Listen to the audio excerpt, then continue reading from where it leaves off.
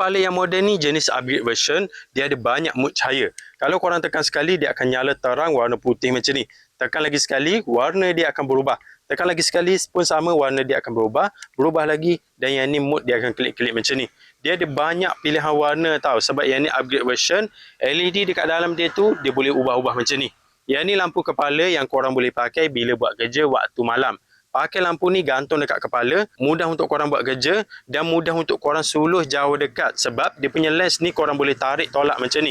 Setiap kali korang tarik tolak dia punya lens ni, dia akan efek dekat saiz cahaya. Nak suluh dekat pakai yang ni, nak suluh jauh pakai yang ni. Kalau yang model ni dia upgrade version, dia tambah lagi satu display macam ni. Sebelum ni tak ada display tau. Jadi bateri bila-bila masa je boleh habis. Kalau yang ni, bila bateri lemah korang boleh tahu.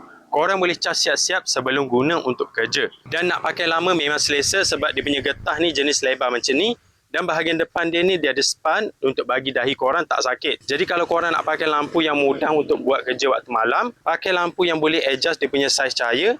Korang boleh check lampu ni dekat link video. Jenis rechargeable macam ni, mudah untuk korang cas bila bateri habis.